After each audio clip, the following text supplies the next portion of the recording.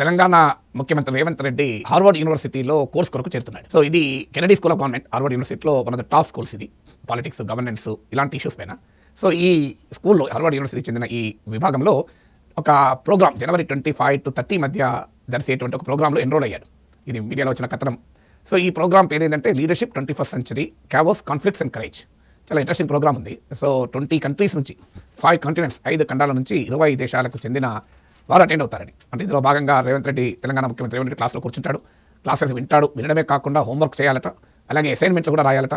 తర్వాత ఇతర పార్టిసిపెంట్స్తో కలిసి గ్రూప్ ప్రాజెక్ట్స్ కూడా చేయాలి. ఆ ప్రాజెక్ట్స్ను మళ్ళీ క్లాస్లో ప్రజెంట్ చేయాలి కూడా. So you will be a new Avatar ఈ 1 వీక్ జనవరి చివరిన. సో అప్పటికే రాజకీయంగా కేసీఆర్తో కబడ్డీ ఆడడం, మెస్సీతో ఫుట్బాల్ ఆడడం, ఇప్పుడు హార్వర్డ్ యూనివర్సిటీలో చదువుకోవడం. So Revanth Reddy knows the art of reaching out to new generation. జెన్జీని రీచ్ కావడానికి బహుశా రాహుల్ గాంధీ కన్నా చాలా క్రియేటివ్గా రేవంత్ రెడ్డి వెళ్తున్నట్లుంది. బట్ అట్లీస్ట్ నేను ఎందుకు మాట్లాడాల్సి వస్తుందంటే ద వే ఈ ప్రోగ్రామ్ ఇస్ క్వైట్ ఇంట్రెస్టింగ్. ఎందుకంటే భారతదేశంలో ఇప్పటివరకు ఏ ముఖ్యమంత్రి కూడా ఐవీ లీగ్ ఇన్స్టిట్యూషన్స్లో లీడర్షిప్ ప్రోగ్రామ్ హాజరు కాలేదు.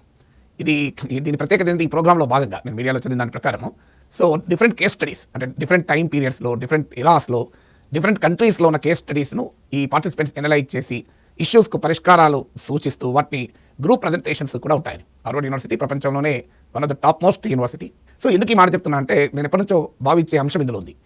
భారతదేశంలో మీకు ఆశ్చర్యం వేస్తుంది. ఒక నర్సు పోస్ట్ కావాలంటే ట్రైనింగ్ ఉంటుంది. బీఎస్సీ నర్సింగ్, ఎంఎస్సీ నర్సింగ్, ఒక నర్స్కు, లేదా ఒక డాక్టర్కు ట్రైనింగ్ ఉంటుంది. ఎంబీబీఎస్ చదివినప్పుడే ఫీల్డ్ వర్క్ ఉంటుంది, హాస్పిటల్లో పనిచేయాల్సి ఉంటుంది సెకండ్ ఇయర్ నుంచి. తర్వాత మీకు హౌస్ సర్జన్ ఉంటుంది. తర్వాత మళ్ళీ స్పెషలైజేషన్కి వెళ్ళాల్సినప్పుడల్లా మీకు ఫీల్డ్ వర్క్ ఉంటుంది. మీరు కానిస్టేబుల్ పోస్ట్ సెలెక్ట్ అయితే పోలీస్ అకాడమీలో ట్రైనింగ్ ఉంటుంది. సో ఇలా మీకు కానిస్టేబుల్, నర్సింగ్, టీచర్ ట్రైనింగ్, మీకు టెట్ పాస్ కావాలి, డిఎస్సీ పాస్ కావాలి, అంతకుముందు బీఈడీ చేయాలి. అక్కడికి మీకు ఎలిమెంటరీ స్కూల్ టీచర్ కావాలన్నా కూడా you need more training. In fact much better training కూడా ఉండాలి, ఎందుకంటే చిన్నపిల్లలు చదువు చెప్పి ఇంకా కష్టం. ఇలా ప్రతి దానికి మీకు ట్రైనింగ్ ఉంటుంది. కానీ వీళ్ళందరినీ నియమించి, నడిపించి, వీళ్ళందరితో పనిచేసుకునే రాజకీయ నాయకులు మాత్రం ఏ ట్రైనింగ్ అవసరం లేదు. ఎమ్మెల్యేలకు ట్రైనింగ్ అవసరం లేదు, ఎమ్మెల్సీలకు అవసరం లేదు, ఎంపీలకు అవసరం లేదు. దేశాన్ని, రాష్ట్రాన్ని పాలించే రాజకీయ నాయకులకోమో ట్రైనింగ్ అవసరం లేదు. నర్సు పోస్టుకు, కానిస్టేబుల్ పోస్టుకు, టీచర్ పోస్టుకు, ప్రతి పోస్టుకు ట్రైనింగ్ కావాలి. ఇలా ప్రతి ఒక్కరికి ట్రైనింగ్ ఉంటుంది. రాజకీయ నాయకులు ఎందుకు ట్రైనింగ్ ఉండదు? వీళ్ళందరినీ నడిపిస్తారు. అసలు నిజంగా చెప్పాలంటే మ్యాండేటరీ ట్రైనింగ్ ఉండాలి. ఎమ్మెల్యేలుగా గెలిచారు, ఎంపీగా గెలిచారు, సర్పంచ్లుగా గెలిచారు అంటే మ్యాండేటరీగా ఒక 4 రోజులు వీళ్ళకు ట్రైనింగ్ చేయాలి. అంటే ఎలా కమ్యూనికేషన్ స్కిల్, నేను కౌన్సిల్లో చూసేవాడిని, అర్ధగంట మాట్లాడేవాళ్ళు, 2 నిమిషాల సబ్జెక్ట్ ఉండేది కాదు. వాళ్ళు కావాలని మాట్లాడారనుకుంటే అనుకోను, because they not trained in communication. Communication కూడా స్కిల్. దానివల్ల మీరు ఆలోచించండి, ఎమ్మెల్యేలకు కన్సైజ్గా, ప్రిసైజ్గా, సూటిగా సబ్జెక్టుతో మాట్లాడడం నేర్పితే లెజిస్లేటివ్ ప్రొడక్టివిటీ ఎంత పెరుగుతుందో ఆలోచించండి. అలాగే ఎమ్మెల్యేలకు చట్టాలపైన, నిబంధనలపైన, good governance, principles of good governance పైన ట్రైన్ చేసాం అనుకోండి, ఎంత లాభం ఉంటుంది. కానీ రేవంత్ రెడ్డి హార్వర్డ్ యూనివర్సిటీలో లీడర్షిప్ ప్రోగ్రామ్కు ఎన్రోల్ అయ్యారంటే that's a good thing. You have to encourage మిగతా పార్టీల పొలిటీషియన్స్ కూడా you should go and study in these university.